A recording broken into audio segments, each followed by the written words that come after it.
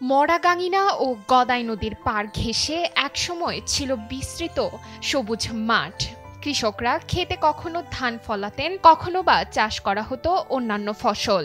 কিন্তু সে জমি এখন পানির নিচে, কারণ অবৈধভাবে নিয়ন্ত্রণ করা হচ্ছে এলাকার স্লুইস গেট।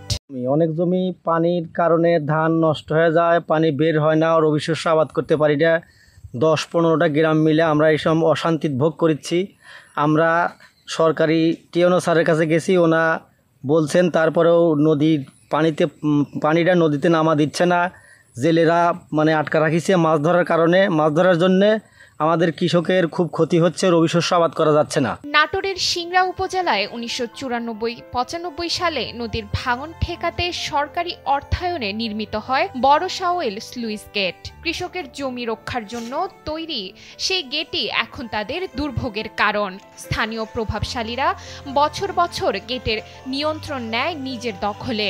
আশপাশে 10 থেকে 15টা গ্রামের চাষাবাদের সমস্যা, পানি নিষ্কাশন হয় না সময় মতো, যার কারণে কৃষকের আবাদ বসাতে অনেক সমস্যা হয়। পানিটা মুষ্টিমেয় কয়েকজন লোক মাছ মারার জন্য আর পানিটা নদীতে নামায় না, যার কারণে পানি বন্ধ হয়ে থাকে। বর্ষা শেষে জেলার পানি নিষ্কাশন বন্ধ রেখে গেট বন্ধ করে দেওয়া হয় মাছ চাষের জন্য।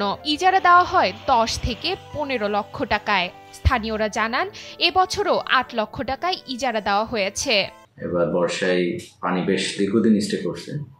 বেশ কয়েকটি গ্রামের মানুষ যারা কৃষক আবাদ করেন তাদের জমিতে পানি আছে, কিন্তু বড় শাওয়েল গ্রাম, যেটি হাতিয়ান্দর ইউনিয়নে, সেখানে একটি বেসরকারিভাবে সুইচ গেট টাইপের করা আছে। তারা করেছিল হয়তো নদীর পানি উল্টা যেন না আসে, আমি শুনেছি, দেখেছি। তো এই জায়গাটি এখন তারা ব্লক করে রেখেছে হয়তো ব্যক্তিগত উদ্দেশ্যে। আমরা তাদের সাথে কথা বলেছি এবং প্রশাসনিকভাবে আমরা ব্যবস্থা গ্রহণ করছি। সবগুলো খোলা থাকবে। পানি নেমে যাওয়ার পরে সেটা আলাদা বিষয়, যাতে কৃষক খুব দ্রুত চাষ করতে পারেন। পানি নেমে যায়, এটা আমরা দেখছি, খুব দ্রুতই আমরা এটা পানি যাতে নদীতে নেমে যায় সেই ব্যবস্থা করতেছি। এর ফলে 4টি ইউনিয়ন ও সিংড়া পৌরসভার অন্তত 40টি গ্রামের হাজার হাজার কৃষক পড়েছেন চরম বিপাকে।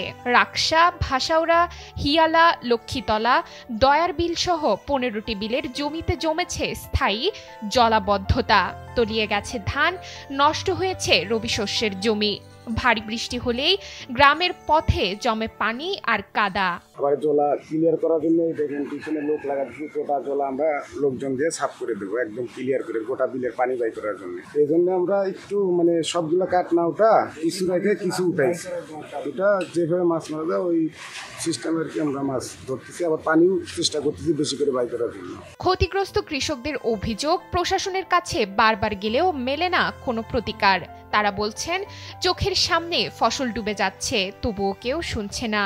রাকসা, লোয়াইখালী, খামারে কোল, তারপরে পচাকান্দর, ভাসাউরা, এইসব বিল আছে। এই বিলের পানির নিষ্কাশন হচ্ছে না।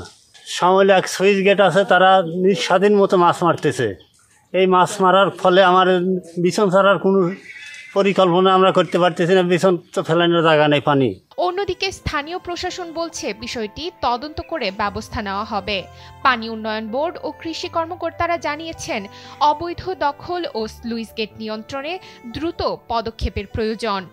পুরো আমাদের একটি রেগুলেটর রয়েছে, এর বাইরে যদি কোনো ওয়াটার কন্ট্রোল স্ট্রাকচার থেকে থাকে সেই বিষয়টি আমাদের দেখতে হবে এবং দেখার পরবর্তীতে যদি সেটার কারণে কোনো সমস্যা সৃষ্টি হয়ে থাকে সেই বিষয়ে কী করা যায় সেই ব্যবস্থা গ্রহণ করা হবে। এখানে অনেক অসাধু লোকজন আছে যারা বিভিন্ন বাঁধ, আবার মাছ যারা চাষ করে আসে, সুইচ গেট বন্ধ করে তারা মাছ চাষ করে। এতে করে দেখা যাচ্ছে তারা লাভবান হলেও আমার কৃষকরা ক্ষতির সম্মুখীন হয়, কারণ তারা সময় মতো চৈতালি ফসলটা করতে পারে না। পানি না নামলে চৈতালি ফসল হবে না, যেটা আমাদের আগামী বড় মৌসুমে ধান উৎপাদনের ক্ষেত্রে সমস্যাটা সৃষ্টি করে। তো দীর্ঘদিনের এই সমস্যা সমাধান করতে আমরা উপজেলা প্রশাসন, পানি উন্নয়ন বোর্ড সহ বিভিন্ন সরকারি দপ্তর আমরা সমন্বয় করে একটা সমাধানের পথ খুঁজতেছি, যাতে করে এই কৃষকরা এই জলাবদ্ধতার হাত থেকে রক্ষা পায় এবং সঠিক সময়ে রবি মৌসুমের চৈতালি ফসল এবং ধান ফসল নির্বিঘ্নে তারা উৎপাদন করতে পারে। সরকারি সম্পদ বাঁচিয়ে রাখার কথা বলা হলেও বাস্তবে তার সুফল পাচ্ছেন না কৃষকরা। বন্ধ গেটের ফাঁদে আটকা পড়ে আছে তাদের ফসল আর স্বপ্ন। স্লুইস গেটের অবৈধ নিয়ন্ত্রণ নেওয়া বন্ধ করা হলে মুক্তি পাবে 4 ইউনিয়নের মানুষের দীর্ঘদিনের দুঃখ। নাটোরের সিংড়া থেকে সুফি শান্টুর পাঠানো তথ্যচিত্রে ডেস্ক রিপোর্ট, নুসরাত তালবিয়া।